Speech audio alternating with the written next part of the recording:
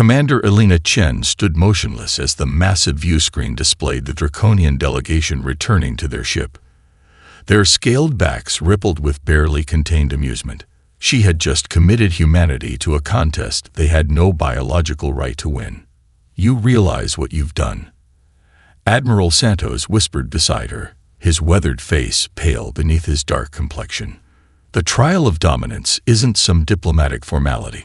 Species have been relegated to protectorate status for centuries after losses." Elena nodded, her eyes still fixed on the departing aliens. "And some have risen from obscurity after victories. The Varine were considered expendable until they placed third 2 centuries ago." The conference chamber emptied as the various alien representatives departed, some casting pitying glances toward the humans. Only the Cerebran observer remained, its translucent body pulsing with patterns that defied easy interpretation. "Your species continues to demonstrate unexpected behaviors." It communicated directly into Elena's mind, the standard mode of Cerebran interaction. "Most newcomers decline the Draconian challenge for at least 3 generations. Humans don't have the patience for 3 generations of being called weaklings," Elena replied, maintaining the composed exterior that had earned her command of Earth's defense fleet. "Besides, we've studied the trial archives. No rules against innovation." The Cerebran's surface rippled in what Elena had learned to interpret as amusement. "Rules favor the rulemakers, Commander. The Draconians have designed every aspect of the trial to showcase their particular strengths." "Then we'll just have to change the game," Elena said, finally turning away from the screen. "Admiral, I need immediate access to all biological data we have on the 17 Confederation species, particularly cardiovascular efficiency and neural response times." The Admiral nodded, already connecting to Earth's Central Command through his neural interface. "The Security Council will want a full explanation." "Tell them I'll provide one when I return with the championship," Elena said, her voice revealing no trace of the doubt clawing at her stomach. "And I need immediate clearance for the adaptation initiative." The Cerebran observer pulsed with sudden intensity. "The theoretical bioengineering program. Your species has moved beyond simulation." Elena's slight smile contained centuries of human determination. "We've never been good at accepting limitations, especially our own. The Draconians think this challenge is about demonstrating their biological superiority. They've missed the point entirely." As she walked from the chamber toward the shuttle bay, Elena's neural implant displayed the initial probability calculations, less than 3% chance of human victory using conventional metrics. The Draconians were stronger, faster, more durable by every measurable standard. But humans had never relied solely on what could be measured. "Send word to Dr. Nakamura," she subvocalized to her command system. "Project Prometheus is now active. We have 6 months to redefine strength." Behind her, unnoticed, the Cerebran observer's translucent form rippled with patterns that, had any human been watching closely, might have been interpreted as something beyond curiosity. Something very much like hope. "Absolutely not," Darius Williams said, wiping sweat from his brow as he stared at the holographic invitation hovering over the Saharan sand. "I'm a runner, not a fighter." Elena stepped forward from the shadow of the transport vehicle, the desert heat seemingly unable to touch her composed exterior. "Mr. Williams, you just ran 100 miles through the harshest desert on Earth. The Draconians would collapse at 60. They have twice our muscle mass and reinforced skeletal structures," Darius countered, taking a long pull from his hydration pack. "I've seen the broadcasts. This isn't a marathon." "No," Elena agreed. "It's a test of what makes a species dominant. The Draconians believe it's brute strength. I believe it's something else entirely." Behind her, Dr. Nakamura emerged from the transport, carrying a small metallic case. The elderly scientist's movements were precise despite the uneven sand. "May I demonstrate something, Mr. Williams?" Darius nodded cautiously. Nakamura opened the case and removed what appeared to be a simple wristband. "This prototype monitors and enhances your body's natural efficiency, heart rate, oxygen utilization, lactic acid processing, all optimized in real time. Sounds like cheating, Darius said, though his eyes remained fixed on the device. Alina smiled for the first time. The Confederation rules explicitly permit technological augmentation within strict parameters. The Draconians rely on their natural advantages and consider such assistance beneath them. Their arrogance is our opportunity. Darius slipped the band onto his wrist. Immediately, the fatigue that had plagued him since the race seemed to recede. This feels incredible. That's just the baseline setting, Dr. Nakamura said, his weathered face alight with scientific pride. When fully calibrated to your specific physiology, the enhancements will be even more pronounced. Alina's neural implant chimed. Kamala Patel has accepted her invitation. Marcus Jones is still considering. Darius looked up sharply. The Olympic gymnast and the deep-sea engineer. What exactly are you building here, Commander? Not a team of the strongest humans, Alina replied, her gaze drifting toward the distant horizon, where heat distorted reality itself. A team that proves strength isn't what the galaxy thinks it is. The neural chime sounded again, and this time Alina's composed expression faltered briefly. Master Tanaka has declined. Dr. Nakamura closed his eyes in disappointment. Without Yuki, our strategy loses a crucial component. Alina straightened her shoulders. Then we present our case in person. The transport leaves for Kyoto in 30 minutes. She turned back to Darius. Are you with us, Mr. Williams? Darius looked down at the band on his wrist, then at the marathon medal hanging around his neck, a symbol of human endurance that suddenly seemed small against the backdrop of galactic competition. The Draconians, he asked slowly, have they ever faced someone who simply refuses to stop? Alina's smile returned, sharper this time. That's exactly what they don't understand about our species, Mr. Williams, and it's precisely why I need you. As they boarded the transport, Dr. Nakamura quietly accessed the probability algorithms on his neural interface. The success projections had increased marginally, 3.2% chance of victory. It wasn't much, but for a species that had evolved by consistently overcoming impossible odds, it was enough to begin. The artificial atmosphere of Nexus Prime carried scents no human had ever experienced. Metallic undertones, mixed with the biological markers of 17 different species. Alina's team stood in the preparation chamber, each member adjusting their custom gear one final time. They're still laughing, Marcus said, his massive frame hunched over a display showing the alien spectators. Even the Altarians, and they're usually diplomatic to a fault. Kamala finished her stretching routine, her small body moving with liquid precision.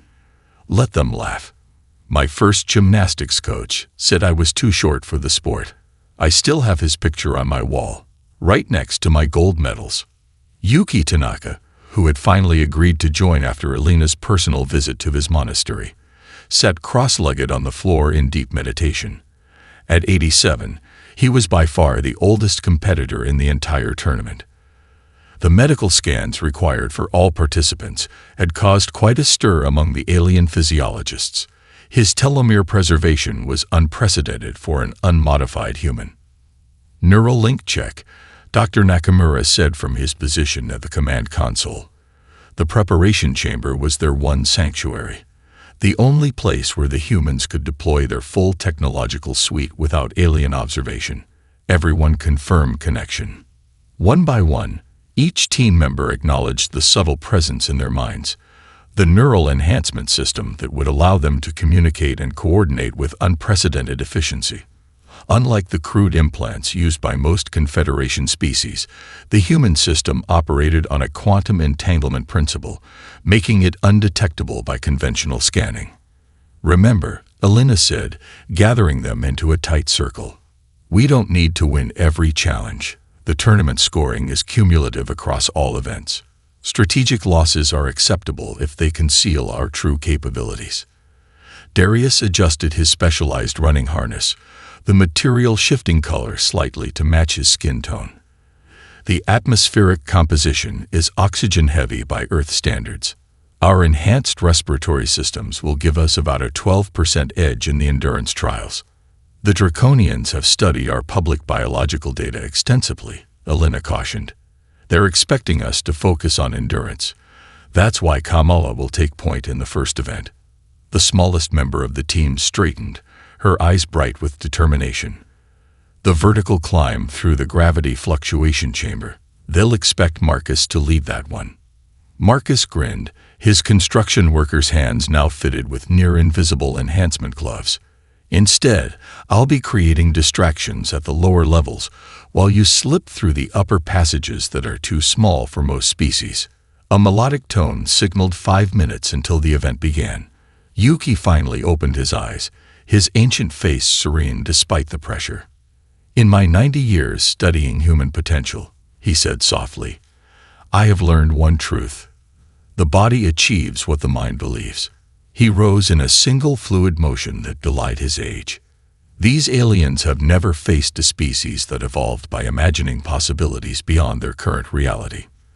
The chamber door began to iris open, revealing the gleaming arena beyond. The roar of 17 species filled the air. "Remember," Alina said as they stepped forward into the light, "we're not just fighting for a trophy. We're redefining what strength means for the entire galaxy." The medical bay's blue lighting cast an ethereal glow across Marcus's unconscious form. The punctured lung had been stabilized, but the tournament rules were clear. No substitutions allowed. Alina stood by his bedside, her stoic expression betraying none of the calculations running through her neural interface. "The Vorn targeted him deliberately," Darius said, his voice low with controlled anger. "They analyzed our formation patterns and identified him as our structural support." Dr. Nakamura looked up from his diagnostic panel. "The damage is extensive, but not irreparable. However, he cannot possibly compete in tomorrow's challenge." Kamala sat nearby, her small frame somehow even more diminutive against the alien medical equipment designed for much larger species. The exertion of carrying Marcus through the final portion of today's event had left her with micro-tears throughout her major muscle groups. Painful, but not disqualifying. They underestimated her, Yuki observed quietly, his aged eyes fixed on the young gymnast. "As they have underestimated all of us. This is our advantage." Alina finally turned from Marcus's bedside. "The Harvari have withdrawn completely after their defeat. The Altarians have lodged a formal protest, claiming our respiratory enhancements violate the spirit of the competition. But not the rules," Dr. Nakamura added with the thin smile of a scientist who had meticulously studied every regulation. Alina nodded. The protest was dismissed, but now we face a new problem. Tomorrow's challenge is the multi-environmental maze. We needed all 5 team members to cover the required zones. The room fell silent except for the soft beeping of Marcus's monitors. The maze was notorious for requiring complete team participation. 5 different environmental zones had to be traversed simultaneously to unlock the final chamber. "I can take 2 zones," Darius offered. "With the enhanced cardio system, I could sprint between them." "The time penalty would be too severe," Alina countered. "We need another solution." Yuki closed his eyes, his breathing slowing to a barely perceptible rhythm. After several moments, he spoke without opening them. "There is a technique developed in my monastery. We call it consciousness division. It allows the mind to operate independently from the body for brief periods." Dr. Nakamura straightened. "You're suggesting remote operation?" "I can guide Marcus's enhancement suit from outside," Yuki confirmed, opening his eyes. "His body will remain here, but the suit can navigate the 5th zone under my direction." "That's impossible," Darius said. "The neural interfaces require direct biological connection." "For most," Yuki agreed with the faintest smile. "But my studies have taken me beyond conventional limitations. The human mind is capable of connection beyond physical proximity, something our alien competitors have never explored." Alina processed this unexpected possibility. "The rules specify 5 team members must participate. They don't explicitly state those members must be physically present in all zones. A loophole, Kamala said, her face brightening despite her exhaustion. Not a loophole, Alina corrected. A demonstration of humanity's true strength, our ability to redefine the boundaries of what's possible. She turned to Dr. Nakamura. How quickly can you reconfigure the neural system to accommodate Master Tanaka's technique? The scientist was already pulling up schematics on his interface. By morning, if I work through the night. Then we're still in this, Alina said, her gaze sweeping across her battered team. And tomorrow, the Confederation will learn that humans are far more than the sum of their physical parts. The Cerebran psychic chamber defied conventional architecture, its walls shifting and pulsing with thought-responsive materials. Alina floated in what appeared to be an endless void, her mind separated from her physical form. Around her, the fractured mental projections of her teammates flickered like distant stars, present but unreachable. Individual isolation is the first test, came the melodic thought voice of the Cerebran administrator. Your species values connection. We have removed it. Alina had been prepared for physical challenges, even for the environmental extremes of yesterday's maze that they had miraculously completed with Yuki's consciousness division technique. But this direct manipulation of perception, was something humans had theorized but never experienced. A shadow moved through her mental landscape, coalescing into a form both familiar and terrifying. It wore the face of her father, who had died during Earth's first disastrous contact with the Draconians 20 years ago. You're failing humanity, the apparition whispered, its voice exact in timbre and disappointment. Just as you failed me. Alina's training asserted itself.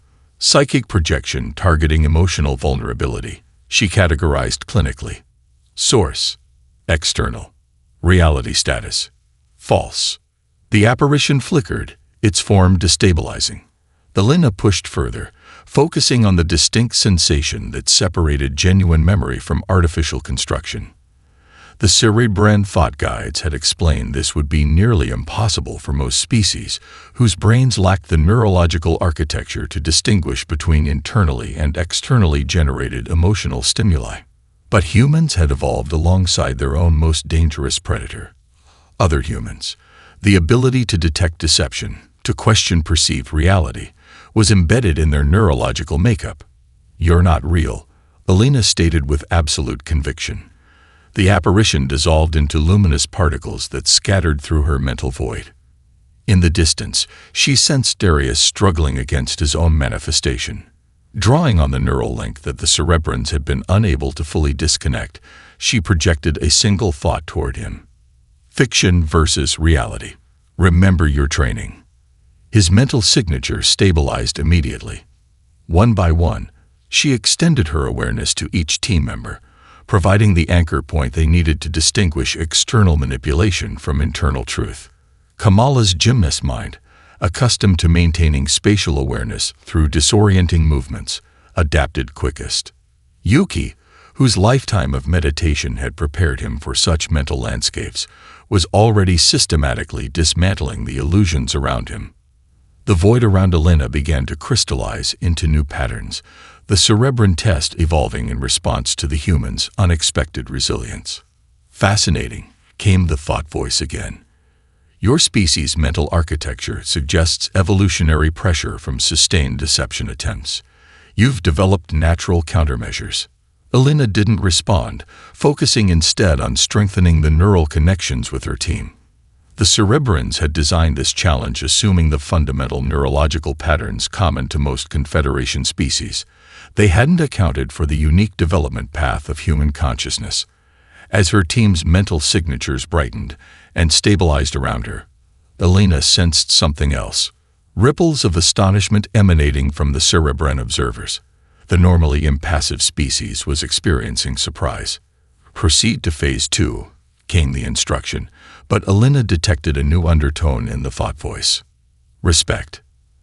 As the chamber reconfigured around them, Alina gathered her team's consciousness into a unified formation.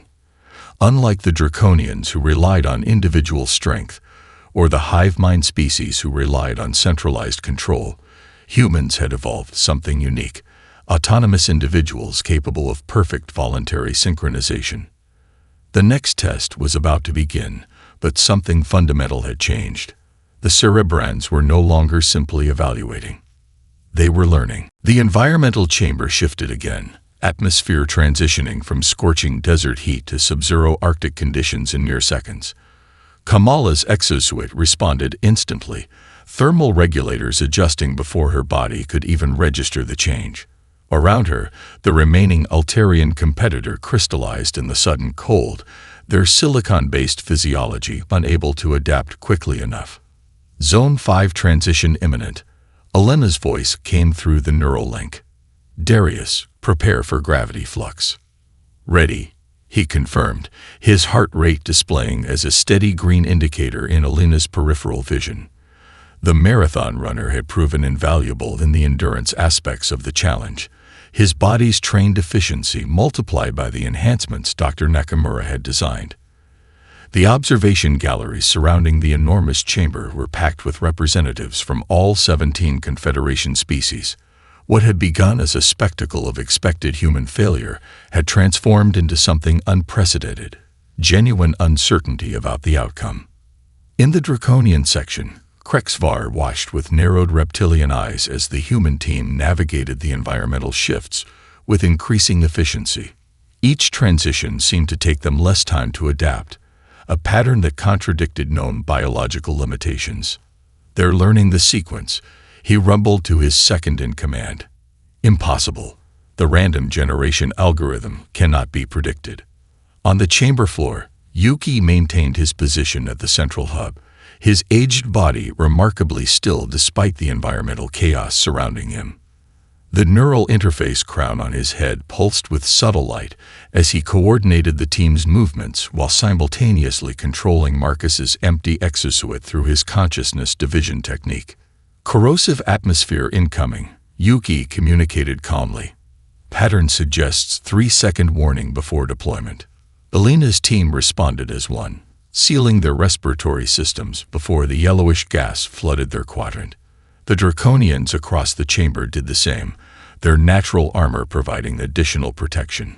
But the remaining Vorn competitor, despite their gaseous physiology, began to disperse as the corrosive elements invaded their molecular structure. Final challenger eliminated, came the announcement, proceeding to championship round. Draconians versus humans. A stunned silence fell over the observation galleries, followed by an eruption of multi-species commentary. The impossible had happened. The physically weakest species in the Confederation had advanced to the final round. In the human preparation room, Dr. Nakamura reviewed the biometric data streaming from the team's interfaces. Extraordinary adaptive response curves, he murmured to himself. The neural plasticity is accelerating with each challenge. The door slid open, and the exhausted team entered, their exosuits bearing the marks of the environmental gauntlet they had just survived. One more, Elena said simply, removing her helmet. Her normally immaculate hair was plastered to her forehead with sweat, but her eyes burned with intensity. The Draconians in direct combat. Darius collapsed into a recovery chair, automated medical systems immediately attending to his depleted electrolytes. They're still physically superior in every measurable way, he pointed out between deep breaths. Yuki disconnected from the neural crown, his movements deliberate as he set the device aside. True strength, he said quietly, is not about dominating a single environment. It is about thriving in all of them.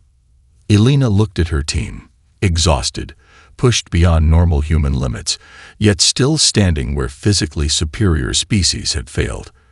Tomorrow, she said, her voice carrying absolute conviction, we show the galaxy what humans are truly made of. Blood dripped from Elena's split lip as she circled Krexvar on the central platform.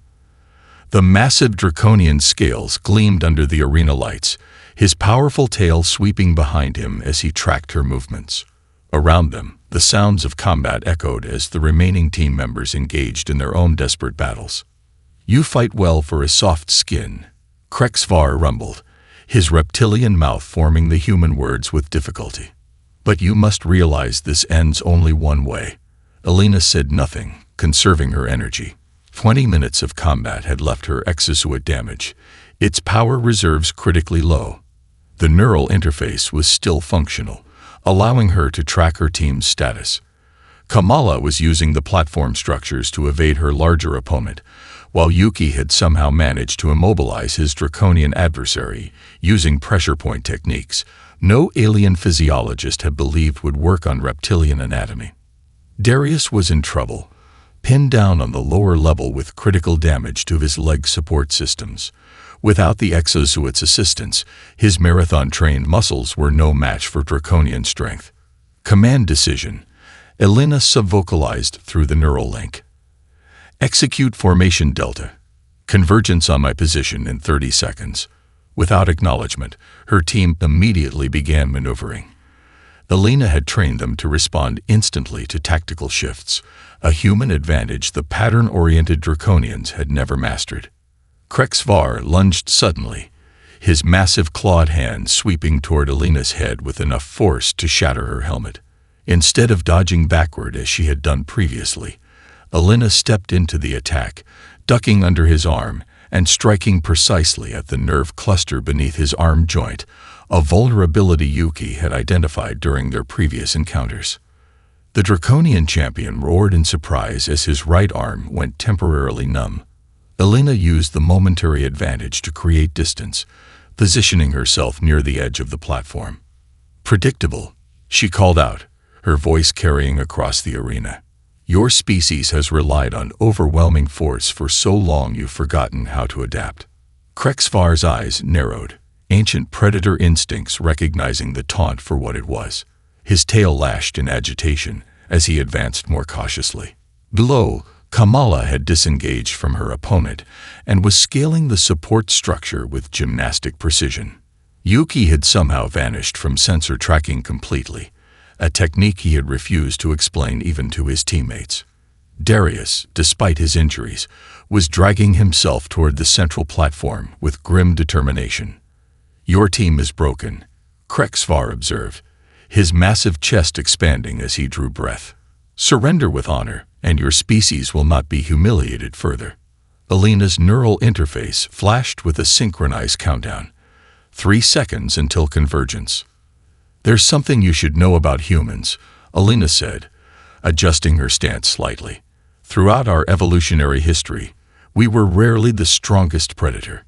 2 seconds. "We survived because we learned to do something no other species mastered." 1 second. The massive draconian tensed, sensing the trap but unable to identify it. "And what is that, human?" "We hunt in packs." The words had barely left her mouth when Kamala dropped from above, landing on Krexvar's shoulders. Simultaneously, Yuki emerged from what seemed like thin air behind him, striking with precision at the base of the draconian spine. Darius, reaching the edge of the platform, triggered his suit's remaining power in one desperate lunge that took him directly into the champion's legs. Elena moved in perfect synchronization with her team, their neural link allowing coordination no natural species could match. 4 humans, attacking from 4 directions, exploiting 4 different vulnerabilities simultaneously. For the first time in the tournament, genuine fear flashed across Krexvar's reptilian features. The Grand Council chamber of the Galactic Confederation fell silent as Elena stepped forward to address the assembled representatives of 17 species. Her team stood behind her, their tournament injuries still visible despite advanced medical treatment. Even Marcus had been cleared to attend, though he remained in a mobility assistance unit. "The trial of dominance has concluded," intoned the Cerebran adjudicator, its translucent form pulsing with formal patterns. "Humanity has demonstrated unexpected capability. The Council now recognizes Commander Elena Chen of Earth." Elena surveyed the chamber, noting the shifted dynamics. Where once the human delegation had been relegated to the farthest seats, they now stood at the center. The Draconians, traditionally positioned in the place of honor, had voluntarily taken a position of equality rather than dominance. When we accepted the challenge, Elena began, her voice carrying through the chamber without technological assistance, a small but deliberate demonstration of natural human capability. Many believed we sought to prove human superiority. This was never our goal. Murmurs spread through the chamber as translation systems conveyed her words to each species in their native communication forms. The true strength of any species isn't measured in individual physical prowess or technological advancement, she continued. It lies in adaptability, in finding new solutions to unprecedented challenges. Krexvar stepped forward from the Draconian delegation, his powerful form showing the marks of the final battle. The ceremonial scar of acknowledgement was fresh on his chest, a Draconian tradition that had not been performed in 8 centuries. "The human speaks truth that my kind has forgotten," he rumbled, his voice carrying the weight of ancestral authority. "We evolved to dominate a single world, then carried those same strategies unchanged to the stars. Humans evolved to adapt continuously." Elena nodded in acknowledgement of the profound concession. The tournament tested physical strength, environmental adaptation, and mental resilience. No species excels in all areas, including humans. Our victory wasn't about being the strongest in traditional terms. It was about recognizing that strength takes many forms. The Cerebran representative pulsed with patterns indicating deep consideration. "Your neural architecture suggests evolutionary pressures unlike any we have encountered. Your species developed not to dominate your environment, but to change alongside it. And to change it in return," added Yuki, speaking for the first time in the council chamber. His aged voice carried surprising strength. "Humans understand that true mastery comes not from imposing one's will, but from finding harmony between opposing forces." Elena turned to face the full council once more. "The Galactic Confederation has categorized species based on physical capabilities for millennia. We propose a new framework, one that recognizes the strength of diversity and adaptation." As she spoke, the chamber's holographic display activated, showing real-time genetic and cultural analysis of all 17 species. Lines of connection formed between civilizations, highlighting complementary strengths and potential collaborations. "The greatest challenges cannot be overcome through individual dominance," Elena concluded. "They require collective adaptation. This is what humanity offers the Confederation, not superior strength, but a different kind of strength altogether." The Draconian High Marshal, who had remained silent throughout the proceedings, finally rose from his ancient seat. The chamber grew completely still as the most powerful military leader in the Confederation approached the human delegation. "For 800 cycles," he said, his voice like stone grinding against stone, "the trial has reinforced what we already believed. Today we learned something new." He extended his massive clawed hand toward Elena. "This is the true victory."